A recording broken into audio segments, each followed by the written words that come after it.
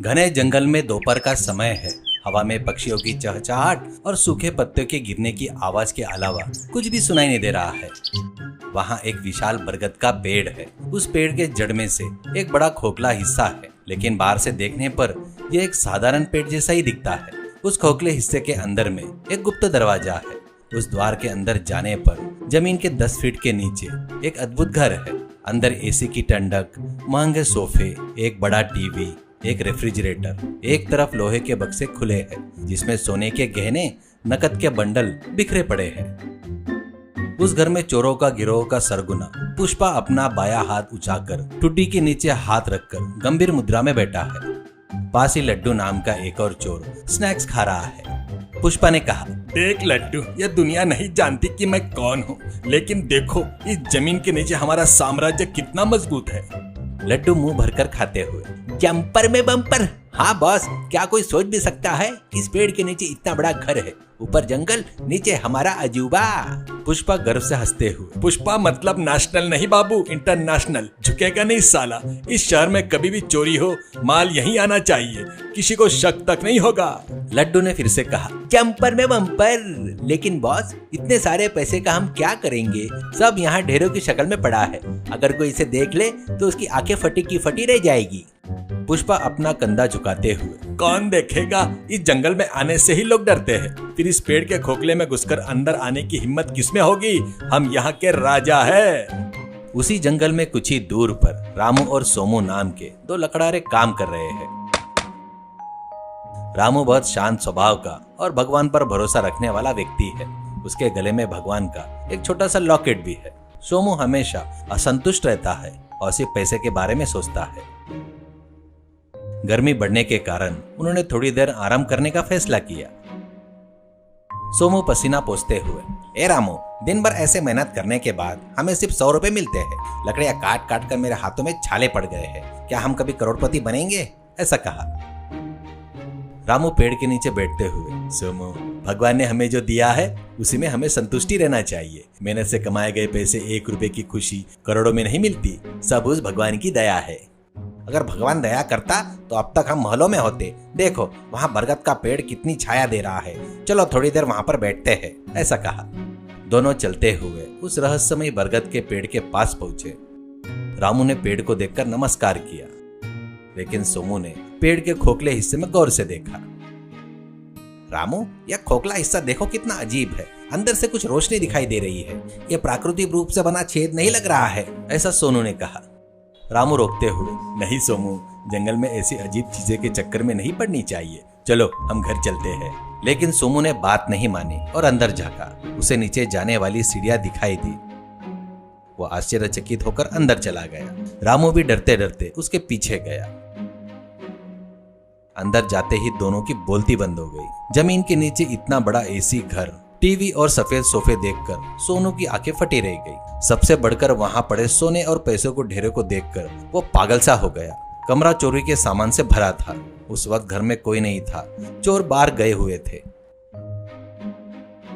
सोमू चिल्लाते हुए, रामू, देखा क्या? सच है, इतना सोना, इतना पैसा। अब हमें लकड़ियां काटने की जरूरत नहीं। भगवान ने हमें खजाना दिया है।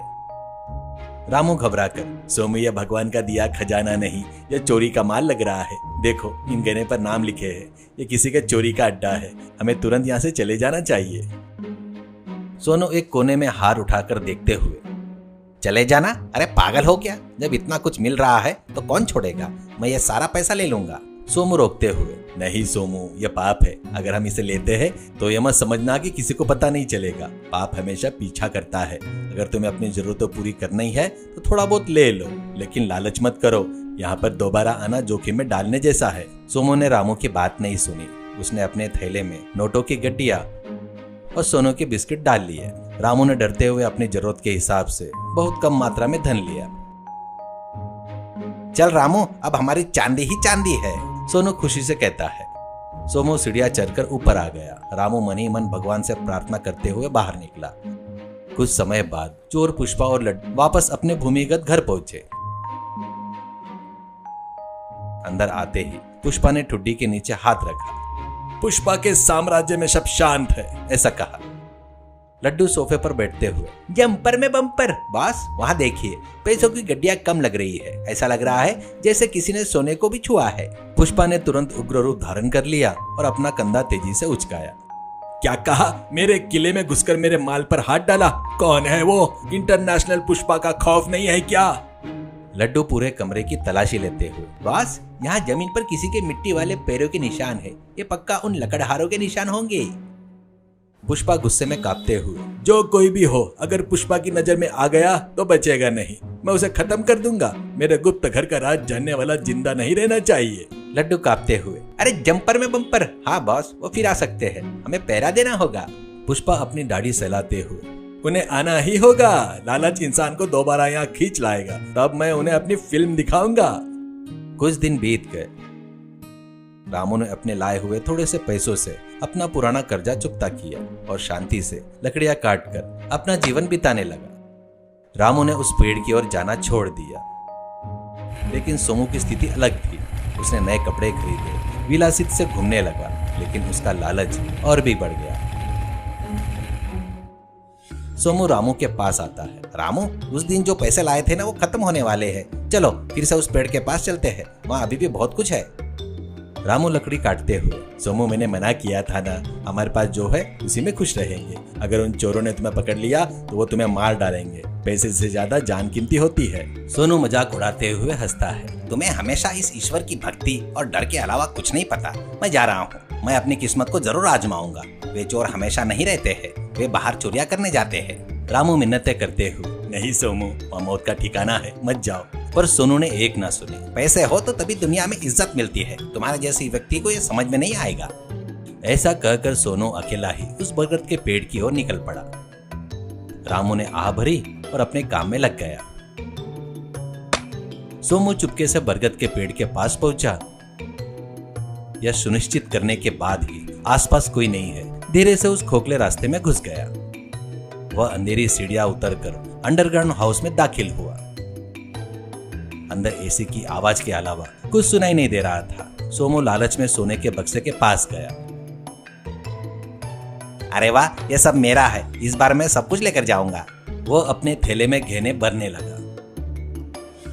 तभी अचानक लाइटें जल गई। सोमू चौंक कर पीछे मुड़ा। वहां पुष्पा अपना कंधा उचकाकर टुड्डी नीचे हाथ रखे खड़ा था। बगल में लड्डू बड़ी लाठी पकड़े था। पुष्पा ने गंभीर स्वर में कहा, पुष्पा मतलब नेशनल नहीं इंटरनेशनल है, झुकूंगा नहीं। मेरे ही घर में चोरी, तुम्हारी इतनी हिम्मत। सोमू कांपने लगा। साहब मुझे माफ कर दीजिए, मुझे पता नहीं था। पता नहीं था बाबू, तुम लालच में आए हो। तुम अकेले आए हो या तुम्हारा दोस्त भी साथ में है? सोमू डर से कांपते हुए नीचे गिर गया। मैं अकेला हूँ, मुझे छोड़ दीजिए। छोड़ने के लिए क्या यह घर बनाया है? अरे झुकेगा नहीं, अब मैं तुम्हें नर्क दिखाऊंगा। चोरों ने सोमू को एक कुर्सी से बांध दिया। लड्डू ने अपने फ्रिज में से ठंडा पानी की बोतल निकाली और पीते हुए कहा, जंपर में बम्पर। बॉस, इसका क्या करे? अगर पुलिस के हवाले किया तो हमारा राज बाहर आ जाएगा, इसलिए इसे यहीं दफना देते हैं। सोमू रोते हुए, नहीं मालिक, मेरे घर वालों का क्या होगा?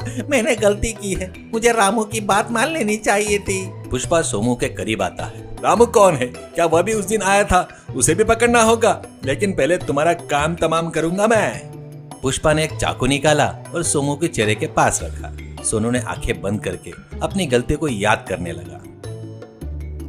अंडरग्राउंड हाउस का माहौल बहुत तनावपूर्ण था। लड्डू ने कहा, बॉस जल्दी मत कीजिए, इसे पूछ लेते हैं कि इसने और कहां पैसा छुपाया है। पुष्पा गुस्से में, मुझे पैसों की जरूरत नहीं है। मेरे साम्राज्य में आया हुआ दुश्मन जिंदा नहीं रहना चाहिए, झुकेगा नहीं। तभी ऊपर से कोई जोरदार आवाज सुनाई दी। ऐसा लगा जैसा कोई दरवाजा तोड़ रहा है। दोनों चोर चौंक कर ऊपर देखने लगे।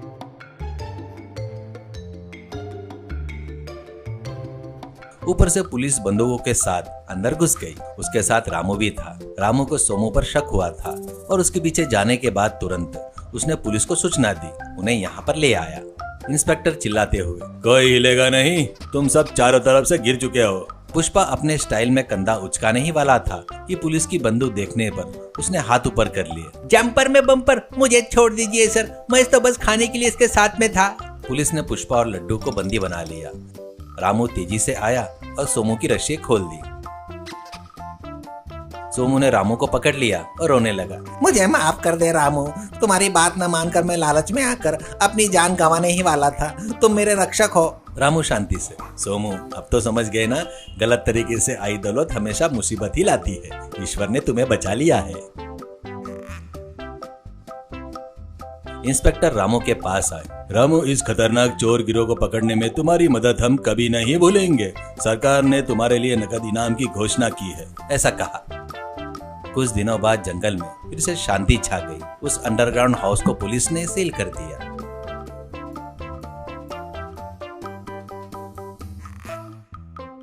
रामू को सरकार से भारी इनाम मिला। रामू ने उसका आधा हिस्सा सोमू को दे दिया। सोमू हैरान हो गया। रामू, ये तुम्हारी मेहनत है, तुम्हारी बहादुरी का इनाम है, तुम मुझे क्यों दे रहे हो? मैंने तो लालच में गलती की थी ना। रामू मुस्कुराते हुए, सोमू, हम दोस्त हैं, तुमने अपनी गलती मान ली, यही सबसे बड़ा बदलाव है। इस पैसों से तुम अच्छा व्यापार करो, मेहनत से कमाओ, तब तुम्हें जो संतुष्टि मिलेगी ना, वो अलग ही होगी। सोमू की आंखों में आंसू आ गए। वो पूरी तरह बदल गया था। धन्यवाद रामू, अब से मैं तुम्हारी तरह ईमानदारी से जीऊंगा, लालच के जाल में कभी नहीं फंसूंगा। दोनों फिर से काम पर चले गए। अब तक के काले विचार दूर हो गए। उनके जीवन में एक नई रोशनी आ गई। उन्होंने समझ लिया कि लालच इंसान को पाताल में धकेल देता है और ईमानदारी उसे आसमान की ऊंचाई पर ले जाती है। सीख, अत्यधिक लालच हमेशा मुसीबत लाता है। ईमानदारी से कमाया हुआ थोड़ा सा धन भी जान और सम्मान दोनों की रक्षा करता है।